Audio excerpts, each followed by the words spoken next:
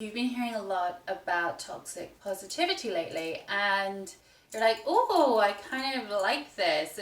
It's a really cool concept. But what does it actually mean? Because isn't positivity a good thing? I'm going to break it down for you. I'm Ellie.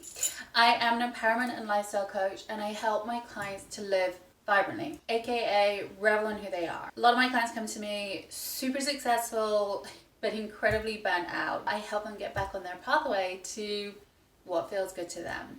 A big part of that is breaking down toxic positivity. People come to me and they're like, I feel bad because I feel bad. I should be able to pick myself up and feel good and find the silver lining. Sometimes it's just not possible. So I want to break down key examples of what toxic positivity is and why it's kind of dangerous.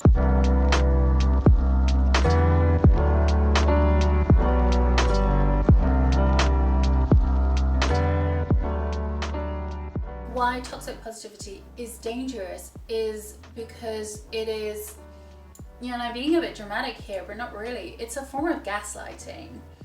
If you are feeling something and you're being told, no, don't feel that, don't express that, do this other thing, you start to lose trust and faith in your own feelings because you're like, well, that's wrong.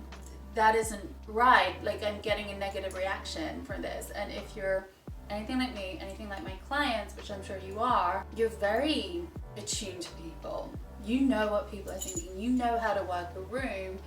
You know how conversations are gonna go, and you pick up. You know when you're like, okay, how I'm feeling was in this area, and I'm being told it actually needs to be in this area. Okay, this is wrong. How I felt was wrong. I need to be this. So at its heart, toxic positivity is taking away your agency. It's taking away your awareness. It's taking away kind of a channel for empowered choice, because it's going back to one of those core beliefs that I'm doing this wrong, I am wrong, this isn't right. That's why it's dangerous. And I want to give you some really clear-cut examples so you can start to spot where toxic positivity is coming in. And this isn't to diss positivity, absolutely not.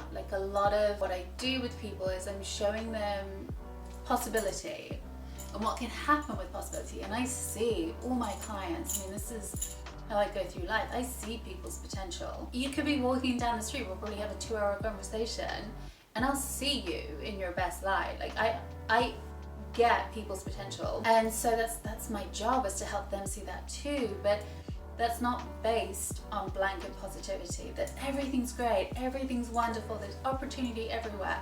No, sometimes the world is just a bit shit, and that gets to be okay. So I want to give you some examples. Let's center this around your emotions. You're just feeling sad. Some stuff's happened, or you're just feeling sad, and someone tells you, oh, come on, smile. It's the classic thing, personified misogyny of when you're walking down the street and someone hollers at you, come on, love, smile. Oh, you'd be really pretty if you smiled. Or any kind of helpful comment like that. That's teaching you to question how you feel. And it's also demonizing feeling sad. Sad is a hard emotion to have. I'm someone who works with depression. For myself, I'm someone who's been through some really bad times.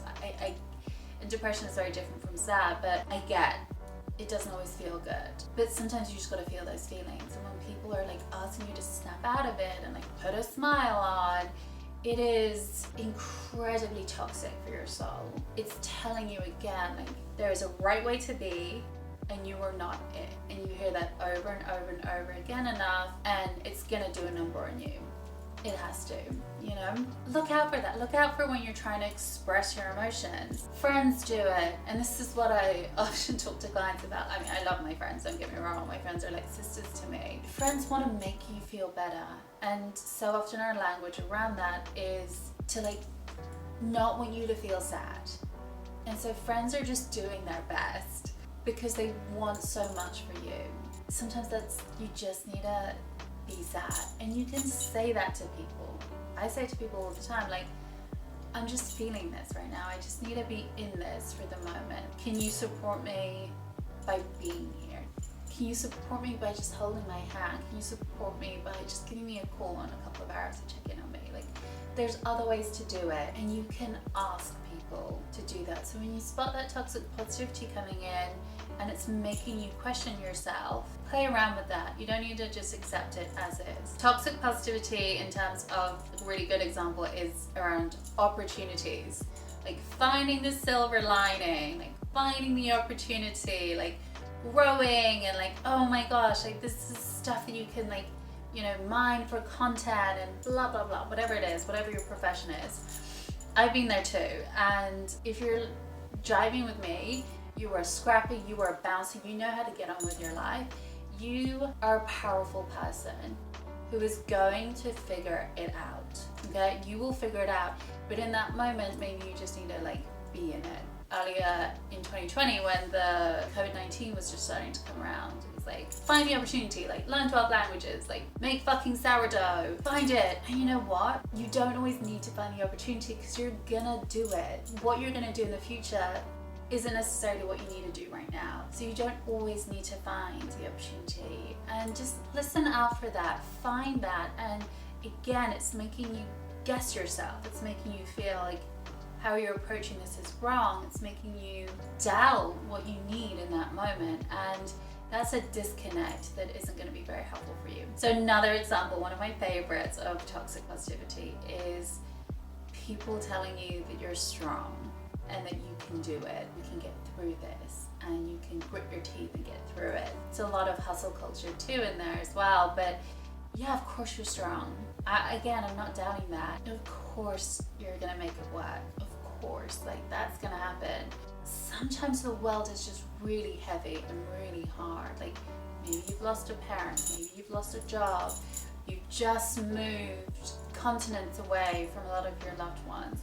You're living in a new culture. COVID-19 happens. Your partner loses their job. Your best friend's parents die. Your dog dies. Whatever it is. Sometimes bad things just happen. By this like, you're strong, you can do it, get through it. That's encouraging to kind of miss the moment, and actually really miss the teaching moment within there as well. So when people are like gung-ho and like, yeah, you're so strong, you get to take a step back and be like, you know what? I need a moment here. So those are just a few examples, like your emotions, toxic positivity, your emotions, like smile, be happy, blah, blah, blah. It's demonizing being sad, and actually sometimes you just need to be sad, and it's really powerful information. Number 2 is find the opportunity, find the silver lining. Like, no bitch, sometimes there's no fucking silver lining. Slash, you're gonna get there eventually, but sometimes you just need to feel it. You have power with toxic positivity. Like, start seeing it for what it is, and it's not necessarily through other people's malice. That's all they really know, and they just want to make you feel good. But now you're more aware of it, you get to make some different choices. I have a really great resource that's in the first comment below, so click on that resource. It's going to be super powerful for this conversation as you're getting more attuned to what's going on and what you want to do with it. So comment below if you are more curious about toxic positivity. Give me a little heart emoji, and I would love to hear from you as well. Okay. All right, I'll see you soon. Chowsies.